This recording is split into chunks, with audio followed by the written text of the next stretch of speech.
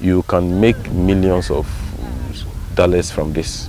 All about Wait, it's all about how you really? millions of dollars. You can make millions of dollars from tilapia if only you manage it well. Very well. I always tell people that I compare this job, this venture into, like, I compare it with oil industry. I compare it to the mining industry. I have 1.7 kilo fish here. 1.7 kilo? Yeah, fish here. Tilapia? Yes. Let's say hundreds to millions of cedis. Really? Yes, on feed. On just the feed? Yeah, just on feed. How many tons do you sell a month? Currently, we are doing between 35. We're hoping by the close of the year we should be able to sell 50 tons. 50 tons? Yes. By the whole of the year? By the whole year. No. I mean every month. Every month? Yes. 50 tons? 50 tons. So we're looking at between 500 to 600 tons in a year. Yeah. Put that in context for people who don't understand. Give me a ton. What is a ton? A ton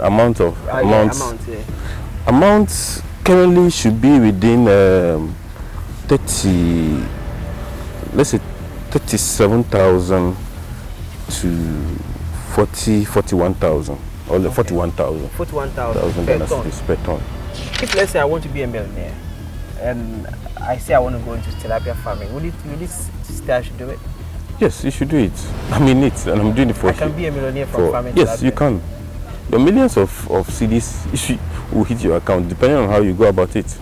If I do everything correctly? Yes, if you do everything correctly, you should be able to. You will get it. Because I know people who are selling fish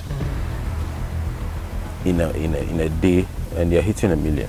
So people are selling fish in this Ghana? Yes, and Ghana. They sell 1 million Ghana cedi a day? Yes, they make their revenue is 1 million Ghana cedis. A day? So a day. Can we put that into context? If I give you $100K, what's my annual ROI looking like? Huh?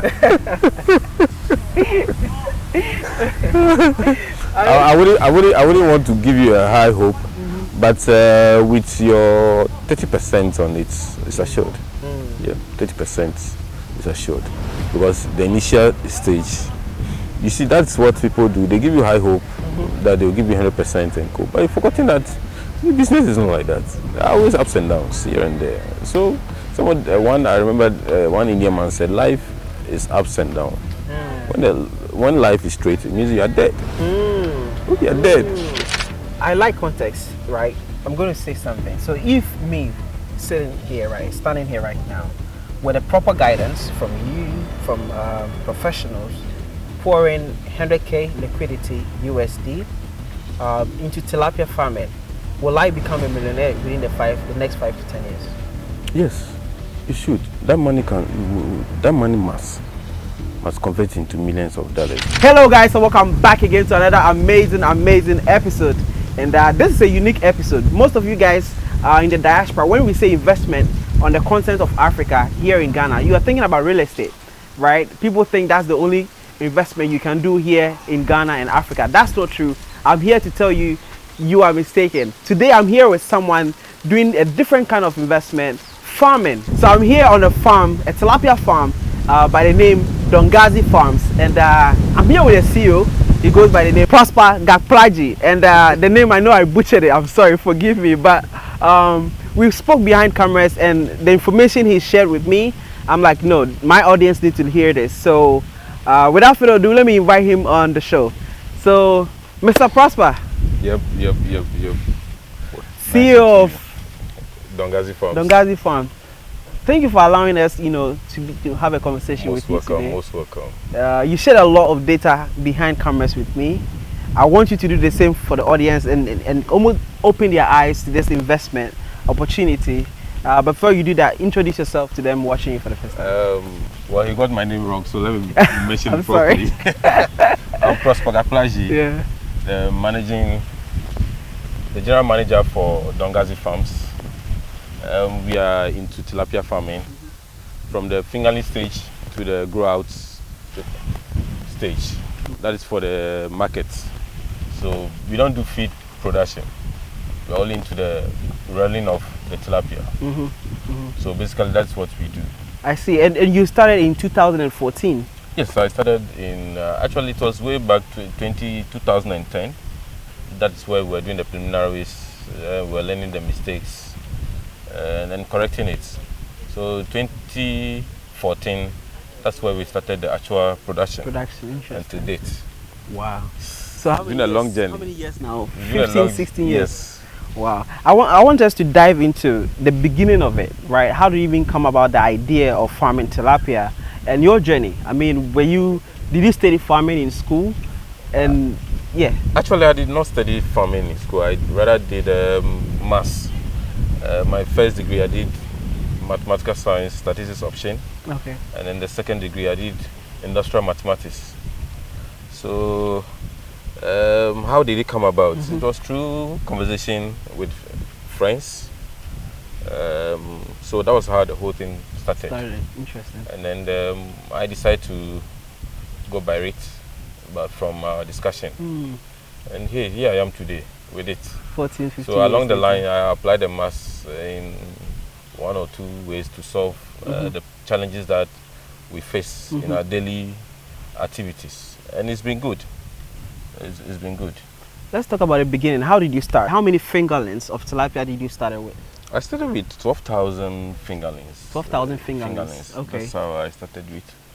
And that one was harvested in a year. We did 6 months, almost 6 months production, and we harvested it. Within a year? Within a year. How long does it take for them to grow to the level that you can actually sell it? Sometimes depends on your market's request. But then we did about 4.5 months, and we sold it because we were looking at the feed costs and other stuff. And then also it was readily available for markets we meant to buy, so we decided to sell it.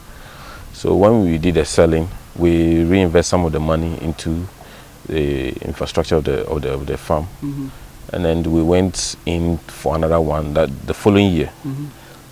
And then the following year we tried to increase the cage from 1 to 2. When you say cage, is it this? No, not this. That rather one? this. Okay, so you started with 1 cage? Yes, 1 cage. Okay. Then the following year we did 2. Interesting. Yes, so that is how. So 1 cage was for 12,000 fingerlings. Yeah, 12,000 fingerlings there. And then you harvested them after what? Yes. 4 months? After 4.5 months. And then I was able to, we got 3 tons from it. Okay. And then we reinvest part of the money into infrastructure. That's we did pond excavation with it, so that we can increase our fingerlings, our fingerlings production. In fact, we were doing the broodstocks, and then the fries and fingerlings were all done in 1 pond. Okay, so that wasn't what's that? That's breeders. Breeders, okay. Yes, they were all in 1 pond, just like the one we are seeing here. Right. Just like this. They were all in 1 pond. So we decided to expand the pond to be able to contain the to increase the production, to increase our fingerlings production. So we have to do that with it, and it really helped us. I see. So you went to 2? Yes, went to 2. For people watching who probably want to start, how much went into that? 12,000 fingerlings. You had 1 cage. In the initial stages, obviously this is so many years ago, so the price is totally different. Yes. But it gives you an idea on the investment amount that you probably need if you started then.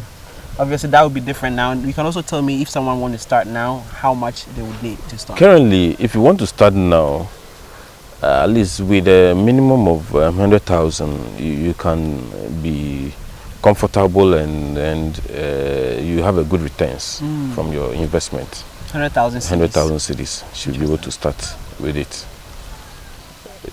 That will make you, it will position you in a strategic point in terms of your cash flow, your management, salaries and other things involved. But if you're not able to do that, and you have, as at that time, people were not much into fish farming. Now we have so many farms around and go. So you need to have a reasonable number of cages, so that at least you can have a cash flow. Right. With that, you can have a regular customers that you can be servicing. I see. Supplying fish to. Once you grow it, you do the rest gradually. I see. So in 2014 you started. Yeah. You harvested 4 months. 4.5 months after. you expanded your cage to 2 kg. Yes. Tell me about But that. I increased it to 3. 3. Yeah. Tell me about that experience. What did you learn during that process? You know, when when you started. Well, before we started 2014, we had done preliminary works from 2010 to that 2014. We had learned all the pros and cons and shortcuts and doing the right thing and stuff. So we decided to now implement what we have learned. So the 2014 one wasn't a practical thing or experimenting or doing the actual that we have learned from that 4 years of experiment. So we were doing the actual work, and then the returns were good, and then we plow what the results, the revenue we got into expanding the business. Yeah. I see. Now you have how many cages in total now? Because I see currently, cages are everywhere now. Currently we have 200 cages. 200 cages. We had issue. We had last 2015, 2023. That was when the spillage happened. Oh yeah, the so flooding happening in Volta Region. Yes, the dam spillage happened. It affected us in a way. Then we're running about 220 kgs. Now we've scaled it down to 200, but we have mounted 140 on the river. So we want to make sure we have exhausted very well before we mount the rest of the 60 onto the river. I see. And those are the frames packed there. I see. Yeah. Okay. Wow. Now let's talk about the flood a bit. You've built business over the years. You have so many cages, a lot of fingerlings, and the brothers. What will you say? The broodstocks. The broodstocks. Or the breeders. The breeders. Yeah. And one morning you wake up and it's all flooded. You lost everything. Yeah. Let's talk about that bit. What were you thinking about when that moment happened? Well, it was a shock. Really? Seeing your investments going down the drain. But the Holy Bible says that everything is in vain. If only you believe in Him and you put your trust in Him, you'll be able to get back, just like it happened to Job. So I saw myself in that era, and then I smiled over it, and I moved away from there.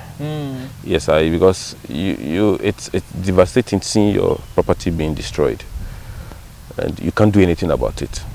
So I went for a whole 3 days. I was off the farm, just pondering over it. Then when I came back on the 4th day, I decided to start putting things in place. And we never turn our back to what happened. And it's, in a way, I thank God it happened. Because, really? Oh yes, in the sense that I didn't get any support from anybody. So you had to literally start from scratch? Start from scratch. And within a space of 4 months, I started harvesting. Interesting. Yes, and I started harvesting huge volume of fish in a month, 56 tons, 40 tons, and co. And the list was 20 tons from that time to now. Now these tons are per month basis? Per month basis. Yes. So in a way, it happened to reshape the business, to reposition the business for better results. Interesting. So that is how, because I have not received any so the government didn't call you to intervention. No, absolutely nothing. Though the authorities came for figures, NADMO was here, the Fisheries Commission, and all these things, but we did not receive any funding or any intervention from them. But in my own way, I was able to gather 1 or 2 things and started putting things in place. And the feed companies also played a role. They also supported me in a way, and so we were able to move on and then grow, because the hatchery was not affected. It's only the production. I see. So now explain that. What is the hatchery and what is the production? The hatchery is where we are. That it's an area that contains the breeders, the fries, the fingerlings, and that is what we pots into the cages to grow them to the table size fish that we all enjoy in our various homes or occasions and co. So that is what hatchery. That's what happens in hatcheries. So that's where the breeding is done.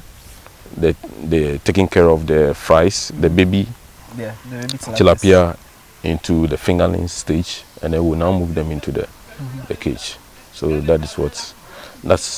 So basically, the entire area is hatchery. I see. So we are on the hatchery side of the farm. I see. Hatchery side of the farm. This is incredible. Yes. Now, what would you say? I mean, people are watching, right? When we speak about investment on the continent and how actually people can, make money in Africa and here in Ghana. Is this a profitable business? And would you even advise diasporans watching to indulge in this kind of business? And if so, what have you seen that makes you that confident? Tilapia is a source of protein, and every meal we take, if we want to compromise on any other thing, our protein source, we don't compromise on it. One doesn't mind if he only take protein as his meal. It's comfortable.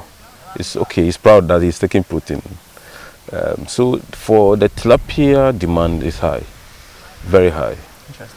I've seen number of foreign investors, the Chinese, the Americans, Chinese is farming tilapia. Yes, heavily, hugely, millions of dollars. Millions of dollars. Yes, in it. So it's a venture that pays, depending on how you manage it. And I've been in it for more than a decade, and I know how it is, how the returns are.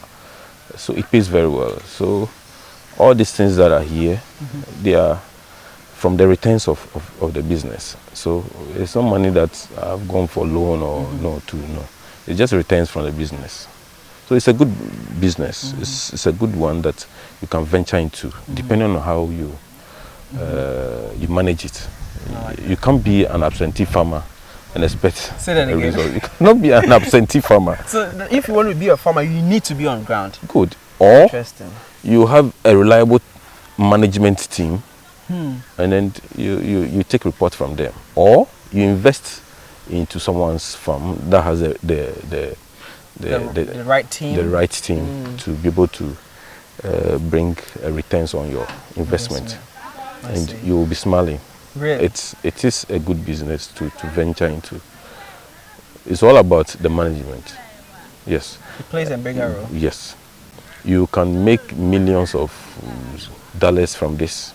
All about. It's all about how you. Yeah, really? Millions of dollars. You can make millions of dollars from tilapia. If only you manage it well. Interesting. Very well. You just have to manage it well, and that's all. You'll be in good business. I see. I always tell people that I compare this job, this venture into, like, I compare it with oil industry. I compare it to the mining industry. Yeah, these are all nature based. You understand? They are all nature based because the oil is natural.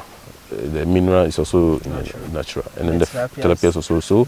Yes, so all is about how you manage it, and the returns flows.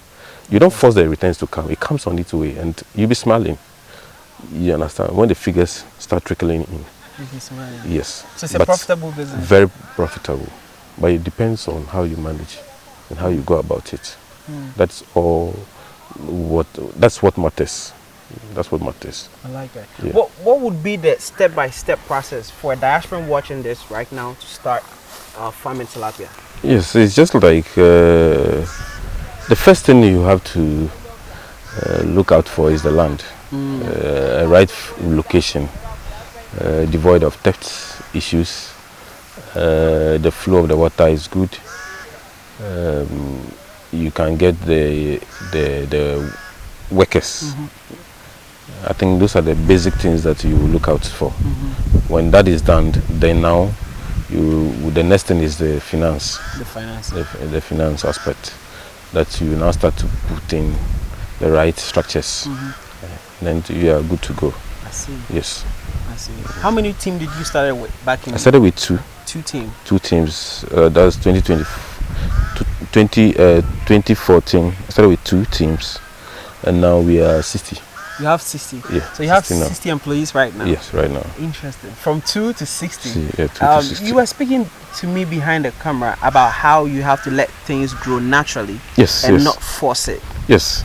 Can you speak on that? You see, this job is not a telecommunication job. It's not a. It's a nature base, and if you study nature, it wants to do things on a very systematic way. Yeah. In its own time. Very good. So you must allow it to grow in that manner. For instance, when you have fingernails, it doesn't take one day to grow to a table size. How long does it take? It takes a duration of 6 months or even 1 year, depending on the size you want. They grow steadily. From 1 gram, they go to 2, they go to 3, they go to 4, and then 100, and then 200, 600, 1 kilo. I have 1.7 kilo fish here. 1.7 kilo? Yeah, fish here. Tilapia? Yes. You understand? Wow. So, and that fish is almost 1.5 year old. That's a broodstock. You understand? So it didn't take 1 day. So it's a nature-based thing. So you must allow the system to flow naturally, so that the returns comes with joy. But if you force it, you want to give it chemical, you want to give it this, you want to do that, there's fertilizer somewhere you want to give. No, all what you need is a formulated feed. Just give it a formulated feed, a well-formulated feed. That is a feed company that will formulate, will bring in the ingredients with a proper ratio, and then formulate a feed for the tilapia to take, and that's all. Interesting. That's all you need. So you just have to know where your source of feed, how they do it well. That's all, and you are good to go. If you don't get the right feed, would that do a damage to the fishes? Very. They will not grow well. They will have stunted growth. They can die, and you will lose your investment. So that's also very important that you look out for. You look where you need to have a good rapport with the company that produces the feed. Whatever the necessary questions that you have, you can ask them. They have to be friendly to listen to you. So they have your best interest at hand. Very good. So that you can grow hand in hand. Because if you don't buy feed, you also not get their money. You're also in business. You're also in business. So once you go for good feed, you pay them, they get their money. You also get, at the end of the day, you're able to grow a reasonable size for your customers. They also buy it. You also get your money, and then the chain of business is flowing. Interesting. So that is how the whole thing is. So there's no rush in agriculture. It's a systematical thing. There's no rush in agriculture. There's no rush. I like that. I see some women there. What are they doing? Currently, we are doing transfer of fingernails into the river. We have the nursery also here. Which one is the nursery? Nursery is when they are in the pond here, the earthen pond. We call them nursery. But the entire place is a hatchery. Now, when we raise them to a point, we now send them into a nursery on the cage. Which is on the lake? On the lake, to 10 grams. Before we will now do a counting into the main production cage for the market size. That's how we do it. I see. Yeah. Right. So this is our incubation room. Incubation room? Yes, where, we run both processes. That is the artificial way of hatching, and then the natural way of hatching. So we blend both. Now, when it's the artificial, it means that you have to take the egg from the fish and then bring it into the incubation room for it to manually. So we do that. So when we do that, this is where we hatch it. I see. This is where we hatch it. So. Can we see?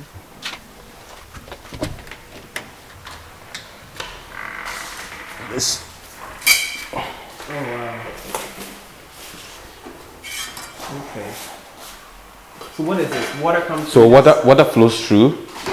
First of all, we pump water into this system, into this tank. Now there's a pipe beneath. It flows up, goes up, and then it flows through the various pipes you see here. So this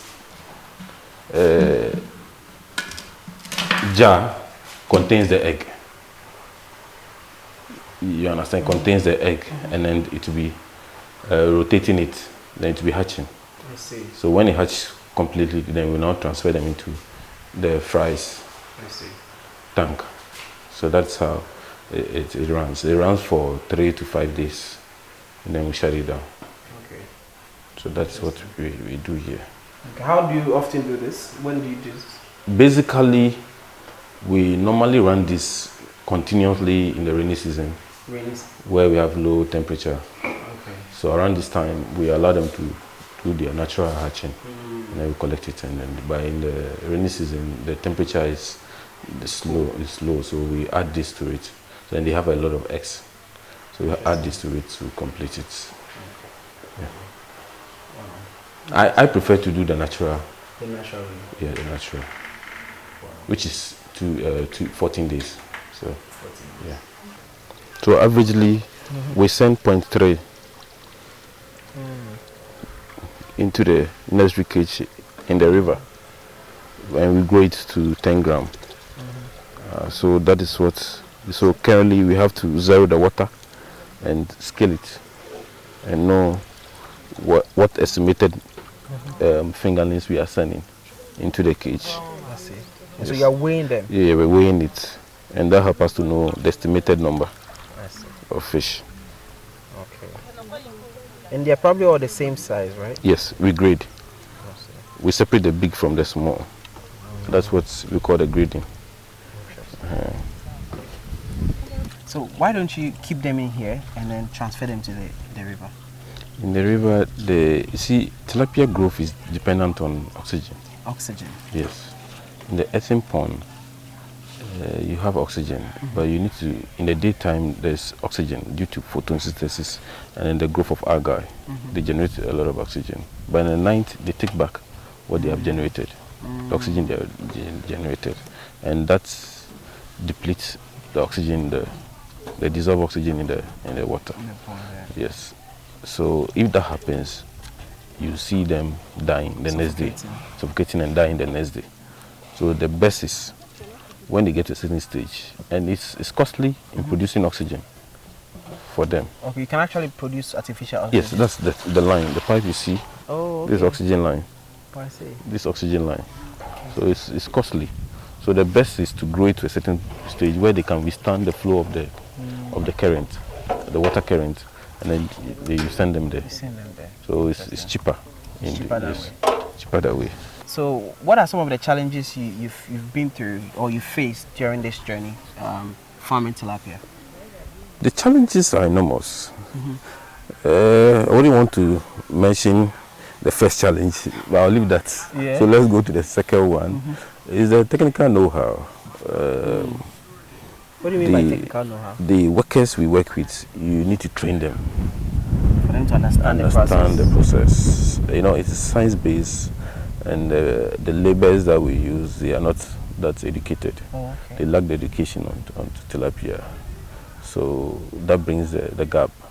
So to fill in the gap, it takes a lot of stress to do that. The second one is we appreciating that this is a business we are doing. We don't see it like a backyard farming. That society doesn't see it as a business that you can do where you wake up from house, you go, you tell your family you're going to work. They don't see that. They don't see that. Really? So when you tell somebody you're a farmer, you know, you see the mindset. But now, I think as time goes on, people are trying to appreciate it, and that. Why do you think they don't? Why do you think that is? They don't believe it's a business. You see, it's a behavior of our. It's been there for years, in the sense that farmers, they are the illiterates who goes into farming, not the literates. You understand? So people don't appreciate it, because then even our time of days of school, they say if you don't learn, you go and farm. So if that so you mindset, see that the punishment kind of thing. So if the mindset is there, how will people venture into it? The educated ones. So that is also a challenge for this business. Now that trickles down to the facilities, loan, finance, to be able to take money from the bank. I don't know which bank is willing to give money for fish farming. They don't want to give. Nobody's willing to do that. You understand? When it comes to government, well, the government is doing its best by promoting. The last time they did fish, they gave feed out for people to farm for free, food for job and food or something. They did something like that. So, in a way, those are some of the challenges that we are facing in this business. So you don't get loan from nobody. Nobody. You always have to use your and even revenue and profit to sustain. And even if you are to get a loan, it means you have to go for a huge. You have to go for a huge amount of collateral with a high interest of 40%. 40%. How will you be able to pay? You can't. You'll be working for the bank. You obviously be working for the bank, and you get exhausted and fold up. Yes. So you can't do it. You understand? And this money, this farm work, especially tilapia farm, you need a lot of capital to have the fundamentals right, and that's where the cash flows. Yeah. But if you don't get the fundamentals right, I'm sorry, you're only, it's going to say, wasting your time. So we've gotten to an era where the cash flow must be a little bit high to be able to cater for the expenses. There are a lot of, even the salary, you have to pay for SNITs, the expenses running the day-to-day activities of the job. You have to, even accommodation for workers, things that you have to foot. Because you have 60 people, why are you housing them on the property? I have to rent for all of them. You have to rent for all of them? Yes, majority of them. I have to rent for them. Interesting.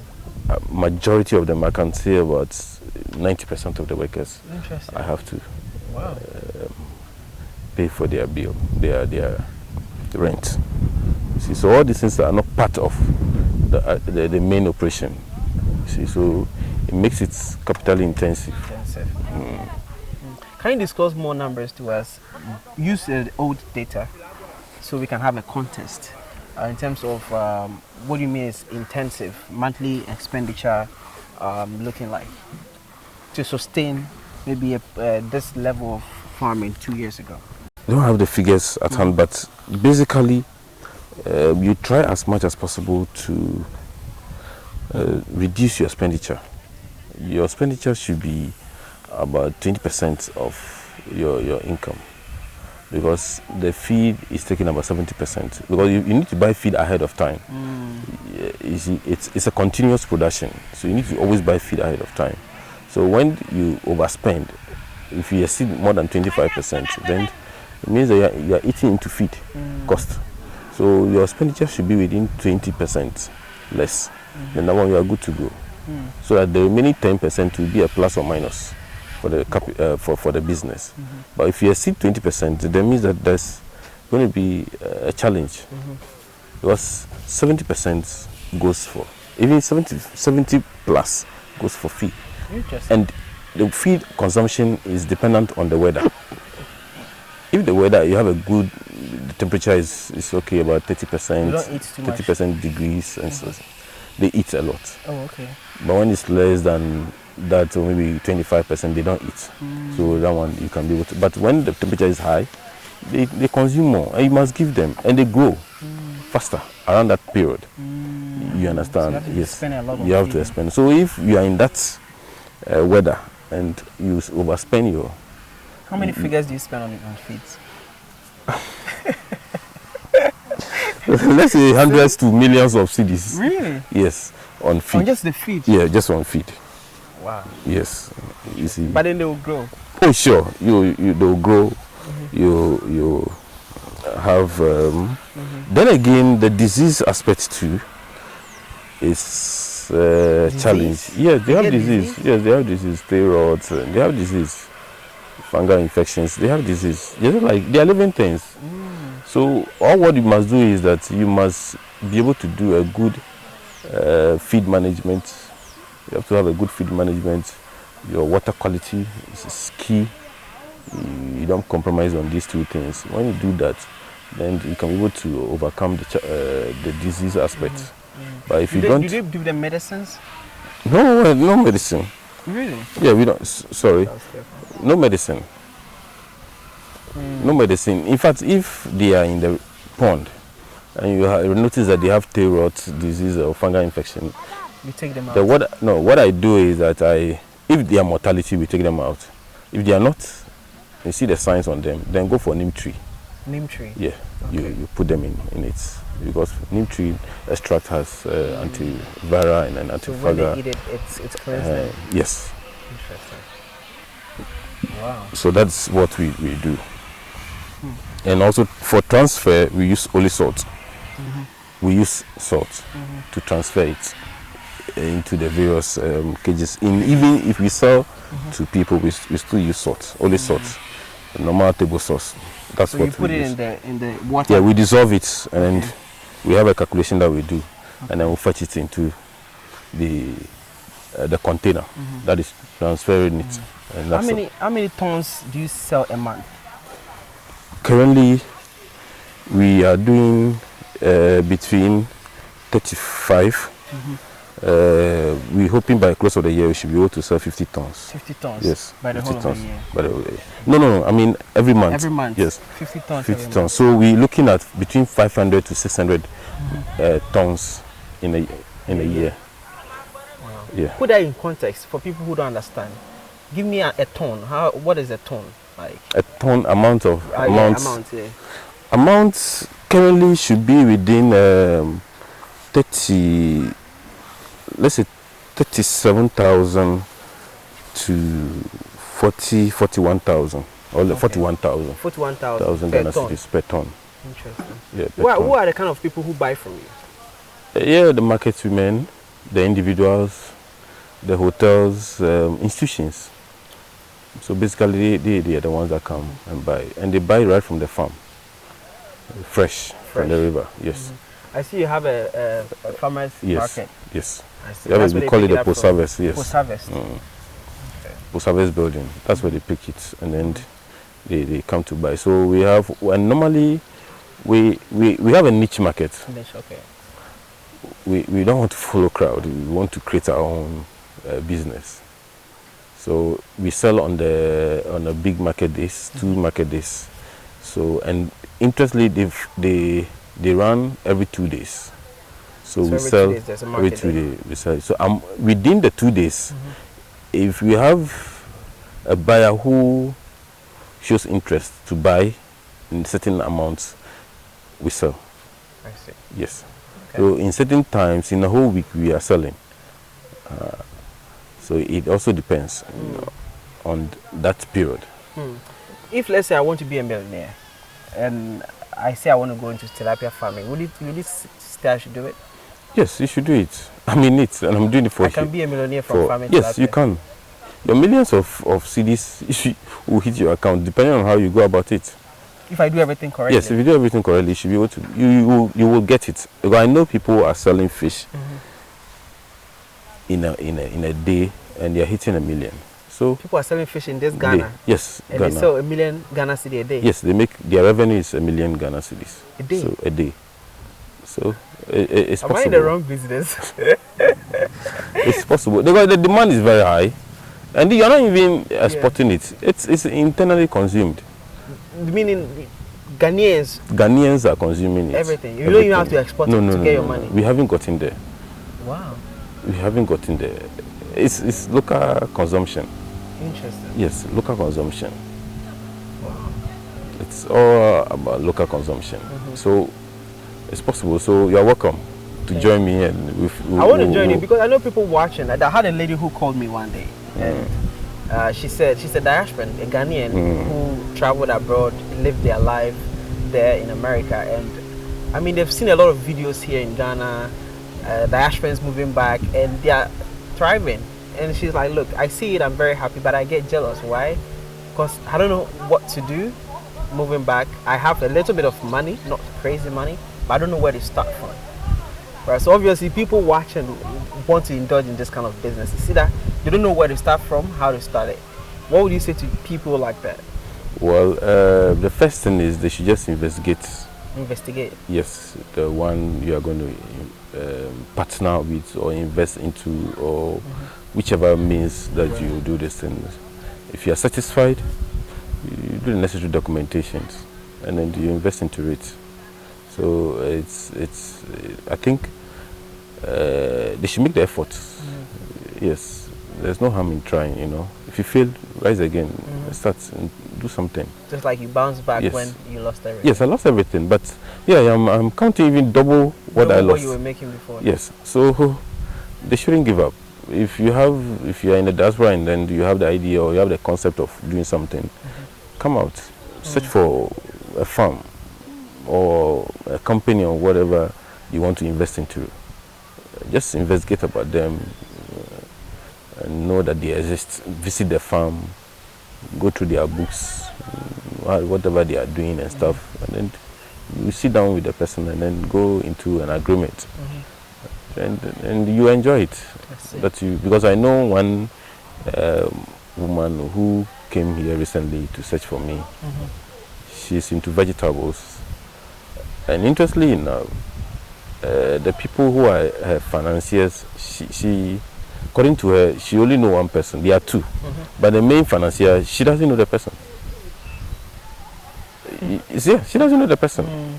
So the person, own financiers. Yes, she doesn't know the person. There are two. She knows one, but the second person, she doesn't know the person. You understand? So life is always risks. You don't sit one place and say you're going to succeed. You must take a risk. It's two things: either succeed or you fail. Whichever means it is, you should be good to go. So you're open to partnership or sponsors? Yes. Okay. Yes. So that we can move the business from one stage to another. I think where I've gotten to now, if I should get an investor on board, we'll move it to the next level where we'll get a van, the code van. We'll be able to processing it for transport, and then we'll move it to other regions. It will not be within the catchment. Other regions can also enjoy what we are giving to them. Supply to Tamale, supply to... That, very good. That is the dream of Dongazi Farms. The dream of Dongazi Farms. Because right now we are using the lake, but we are moving to the... Sorry, we are using the river. The river. The future of Dongazi Farm is to go into the lake. To the lake. Where we do mass production. So you have 220 cages now in the river? No, currently 140 is running. 140 cages. Yes. So when you go into the lake, how many cages are you thinking? When we go into the lake, we are not talking of cage, we are talking of tonnage. Tonnage, what is the difference? The cage is just the structure that holds the fish. Okay. You understand? Now, we are moving away from the cage, the structure, but we are looking at the quantity. Quantity, okay. So it means that we are going to use a bigger structure than what we are using here now. See. That is a circular cage. That can give you, one circular cage can give you like 20 tons. 20 tons? Yes, 20 tons, 30 tons, 40 tons, depending on your stockage. But with this cage, is the highest that you can go is 5. 5 tons? 5 tons. Per each cage? Per each cage. You know, so even currently we are underutilizing it. Really? Yes. So we're hoping, and it's about capital.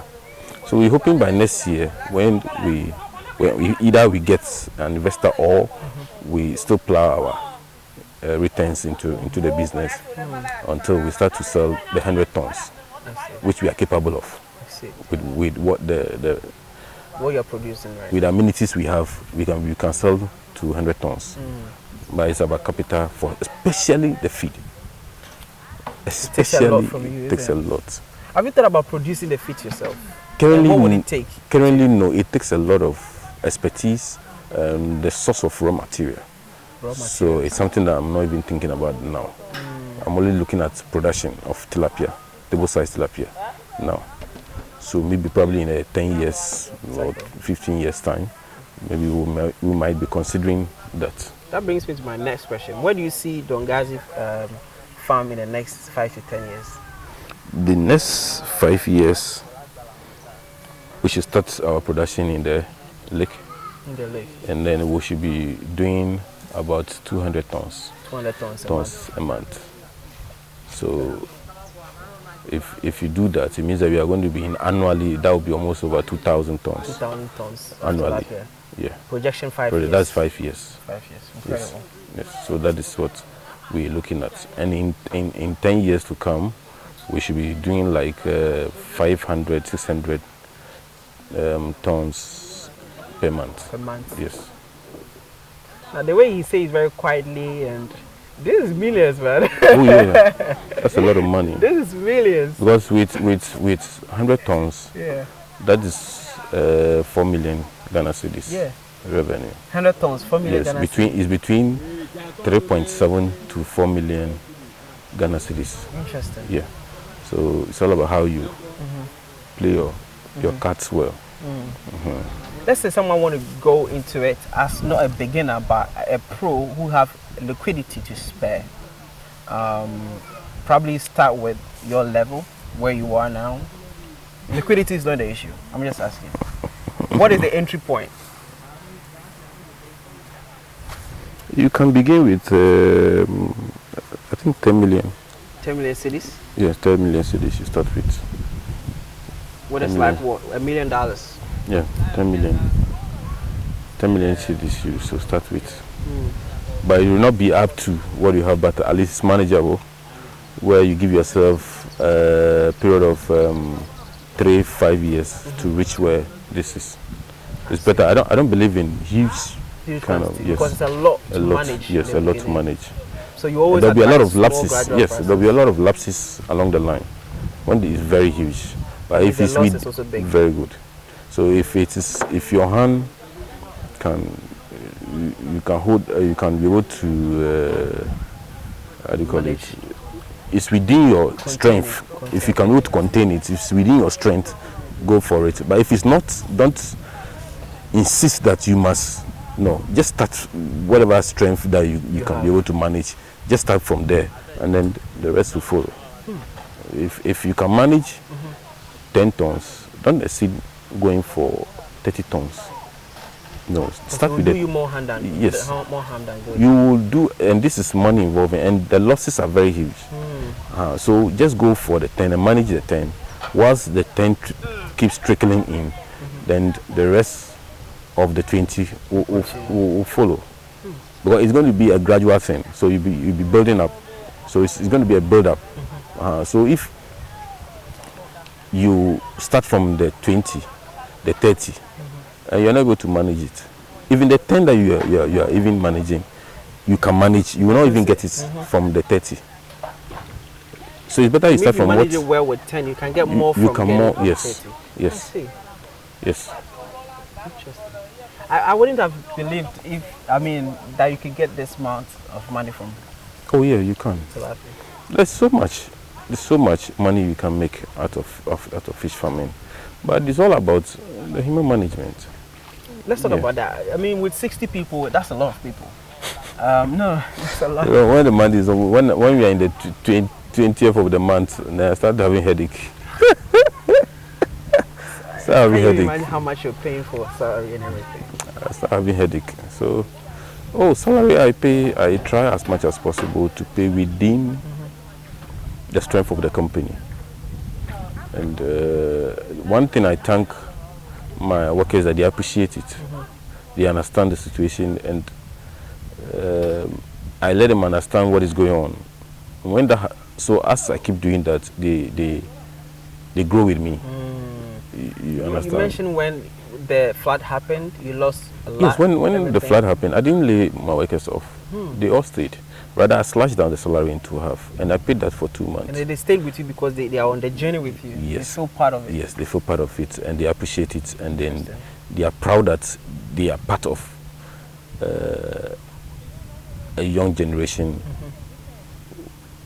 who aspire to turn things around in the midst of all the difficulties, to let it be something that you can be proud of, something that you can point your finger at and say that yes, I was part of this workforce that turned things around to make it a profitable one. So they were all there, and I think the majority of them are still around, and we are still, and now they are enjoying it because salary has been increased, their bonuses has been increased, and yeah, they are taking reasonable amounts home. I like that. Yeah.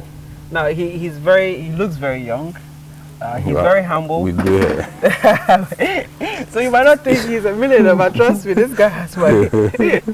What would you send advice to the youth? You know, we are very quick to jump into conclusions saying there's no money in Ghana. I want to just travel abroad to the UK, US, go work in McDonald's to make money. You're making money right here. No matter how much it is, you're making it right here in Ghana. You didn't have to travel. Let's speak about that bit of it, if you have anything to share. Hey, my brothers and sisters, this is Ghana.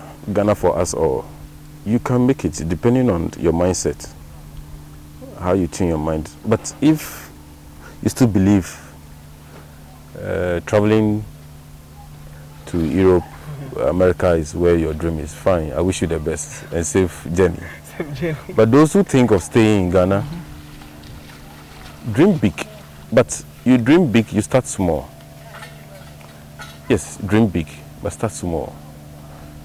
Because to get to your destination of dreaming big, it comes with a lot of challenges. And then you must be able to fight those challenges. And the only way to fight those challenges is starting small. I remember one lady who started selling provision on a toffee, there's the candies, biscuits, and on table top. Today she owns a mall. Interesting. Yes, because she has full grip of challenges. And she's able to, so just start small, no matter how little it is. It could be in your garage, it could be in your bedroom, it could be in your kitchen, whatever. Just start it. And be determined. You get there. You will surely get there. And don't be in haste. Just relax. You'll be there. And never give up.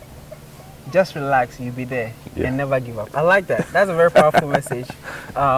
What would you say has been the top 3 biggest lessons that you've learned over the years that played a major role, in where you have become, where you are now today?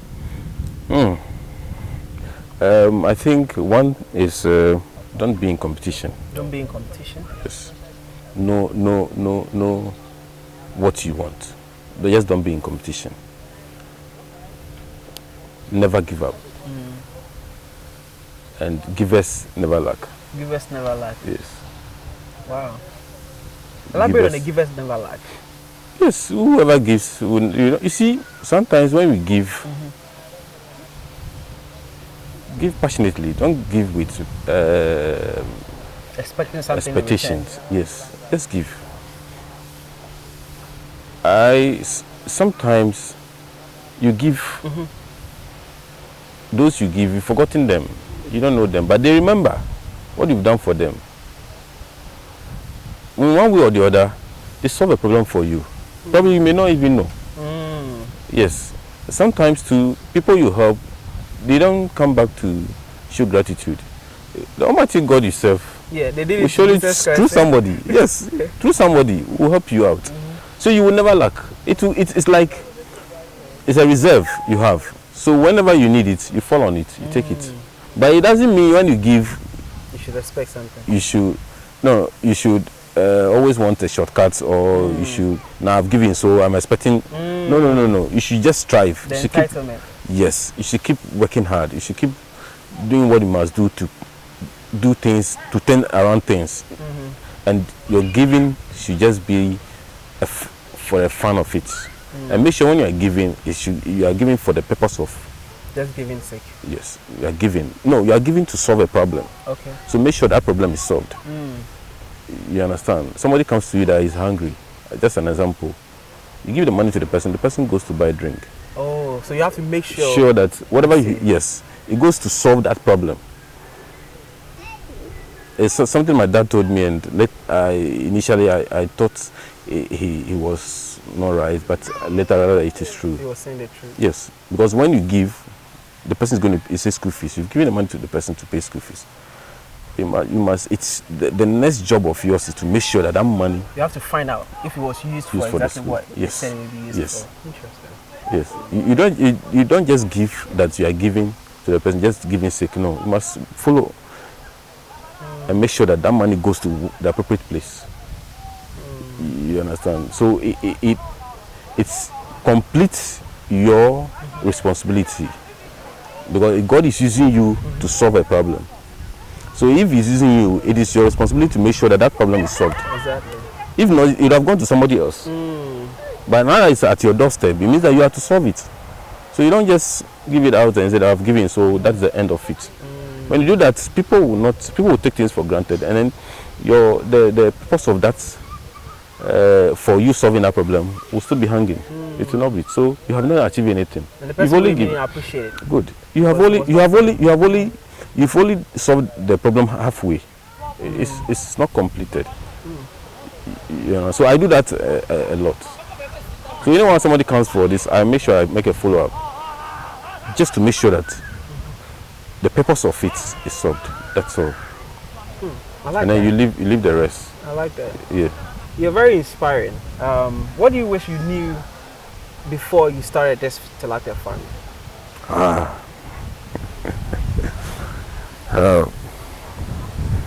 What do I wish? I'm a reserved person. I wish by now I know a lot of people. I'm well connected, and I think I would turn things around. Okay. I'll create a lot of jobs for people to work, and I'm proud that with this job I've been able to help the first person that I employed. I've been able to help him to buy land and build, and he's in his own house. Interesting. Yeah. I've helped him to, yes. I'm proud of that, and I wish to do that more for people.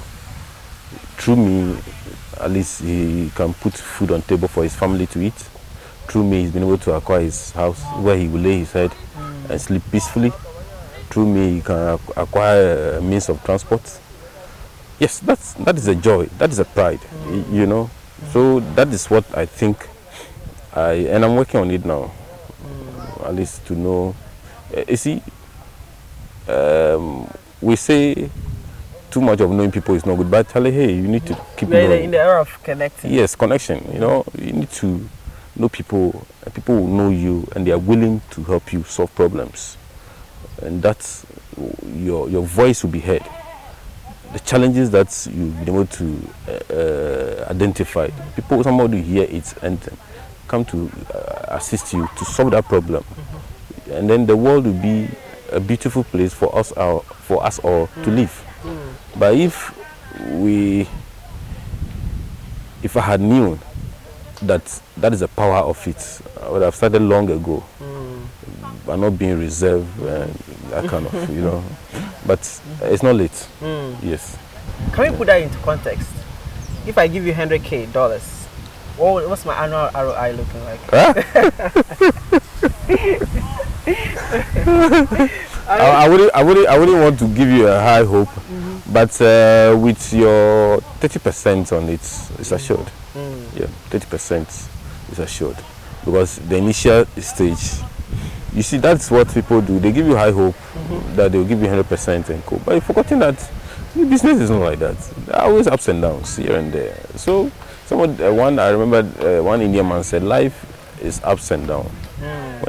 When life is straight, it means you are dead. You are dead. It's ups and down, ups and down, ups and down. So for your 30%, it's assured. Okay. You understand? That one is assured. But if I go and tell you that you're going to get 100%, how? You'll be deceiving the person. Yeah, that's straight deception.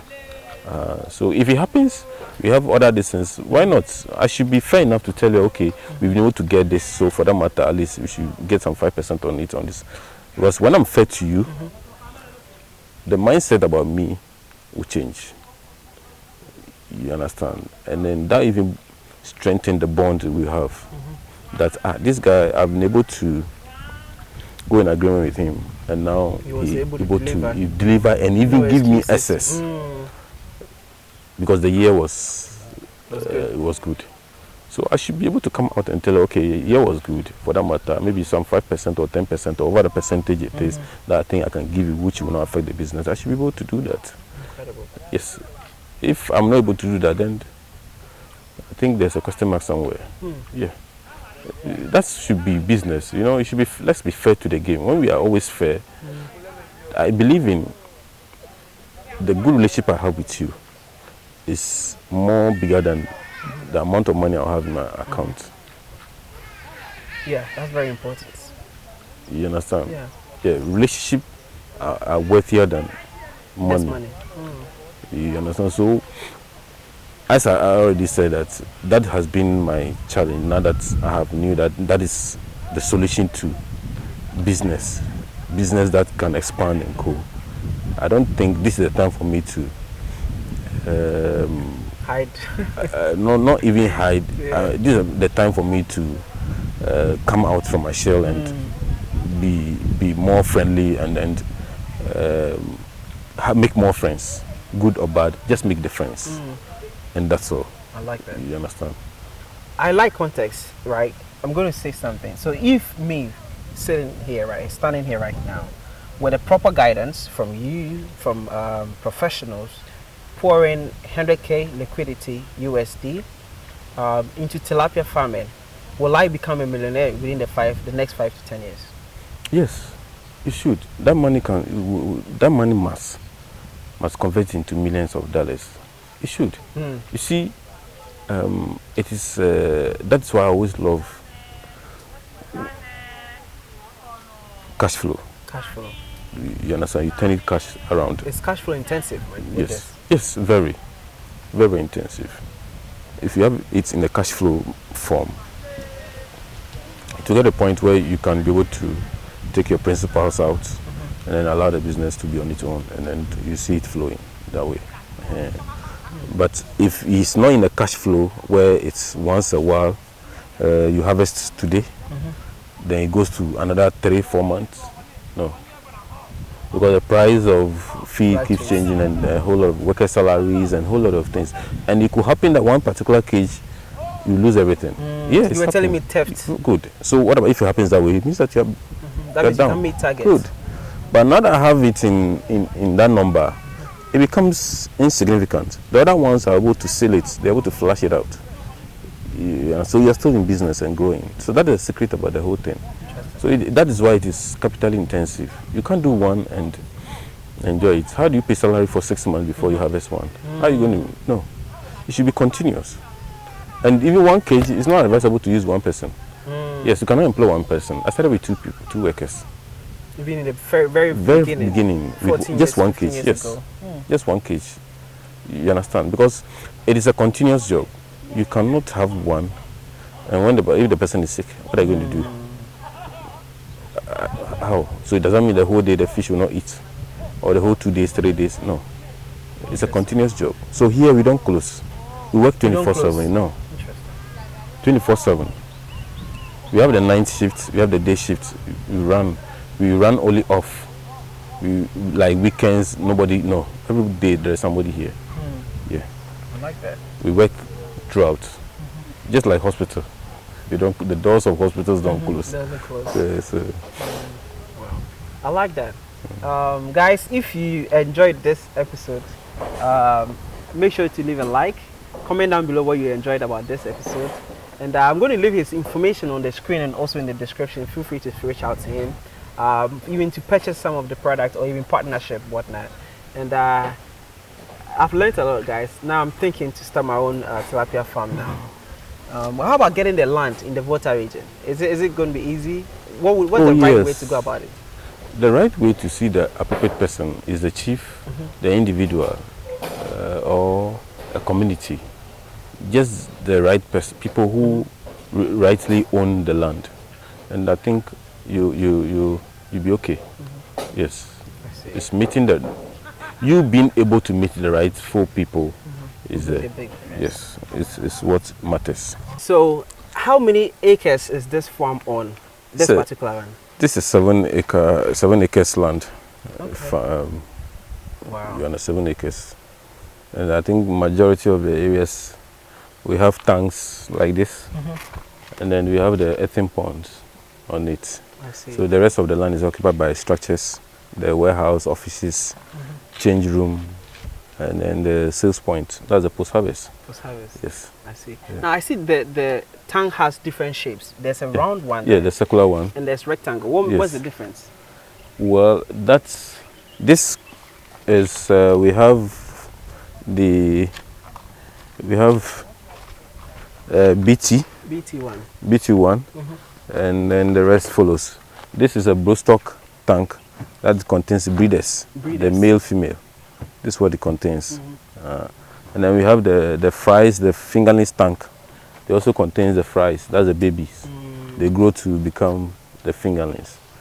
So we labeled the tanks for easy identification. I see. And so the shape doesn't matter per se, but it's just for the management of the farm. It's just for the management of the farm. Okay. The circular one, we did it just to contain smaller numbers. Smaller numbers of maybe the fries we got, just they are small. So we need a small place to keep them, hold them for a while. Then we'll use it. We also have a withholding tank. That is where we do our grading, separating the small and then the big. I see. For a while. Which one is that? It's over there. Okay. So we went to see that one too. Okay. Yeah. Well, now you were telling me about going into farming, crops. Yes, we want to do zero waste. Zero waste. Yeah, we want to do zero waste. So we're starting with the water. That's the major raw material here. So that's a major waste material. Waste material, yeah. So we have a dam that we store the water, and then we go into crop and then vegetable farming. So you use the water as manure to water the other crops. Yes, incredible. That's what we want to do. So that we don't waste it. Okay. You understand? We don't waste it. So that is what we do here. Very, very good. Incredible. For instance, our sacks, the feed sacks, we sell it. Yeah, we sell it. You don't throw it away? No, we don't throw it away. We don't want to litter the environment.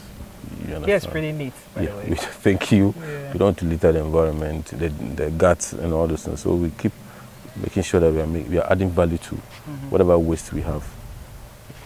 That's the game change we want to implement in our way of farming. Yeah. So what do we have there? This is the WT? Yeah, this is WT. Okay. So what we do here is, after we have raised the fries to a fingerling stage, we want to separate the big, small, and medium.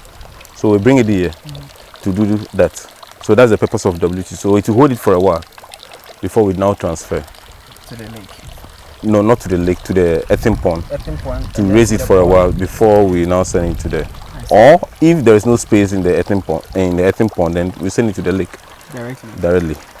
But that we try to find a location where the current is not high, because they cannot swim well, so they are now learning how to swim well. So we send it to a place where the current is very minimal, and then they survive. So that is the purpose of this. Or when we have excess fries, fingerlings, we bring them here to hold them for a while before, when we now identify a place, and then we send them. You see at the B1, right? That's where the breeders are. The breeders are. So when they do breed, how long do you take them? Every 14 days. Every 14 days. We take the fries from them. Okay. 14 days. And then you bring them here. No, we bring them to the F. That one. You see the FT, the F. Okay. The F. Okay. Yeah, that's where we bring them. So that's where you see, you can see. So this, you took them and you brought them here? Yes. Okay. So these are how 14 days. Yes. When they are with the parent takes 14 days to hatch it. So when they hatch, then we'll bring them here. I see. And we feed them for another 21 days before we grade them. I see. We don't do sex reversal here. Sex reversal? Yes, that's giving them testosterone. Yes, there's a powder, hormone, we call it hormone. So we mix it with their feed and then give them to convert the female to male. I see. We don't do that. We do. You don't do that? Yes. Interesting. Oh, wow. Even- Isn't that what they even- want to do to humans now? They don't put that in. even if we should do it, then to be on request. But the fish we grow here, they are natural. You see the male and female. Yeah. Incredible. That's what we do. If It's you do not have this. any kind of final message, what would that final message be? Well, the final message would be, I think, for the investors and then the young ones like me. Hey, we shouldn't give up. This is our time to bring a change to the world. The change is all about creating job for the young ones to come and also work, at least take care of themselves and then their immediate family. For investors, keep investing. Don't give up. Maybe there might be one or two scam or maybe issues and stuff, but that should not deter you from investing. So that we, the young ones who are having the capability of turning figures around positively, we can also do that and help those who are also looking up to us.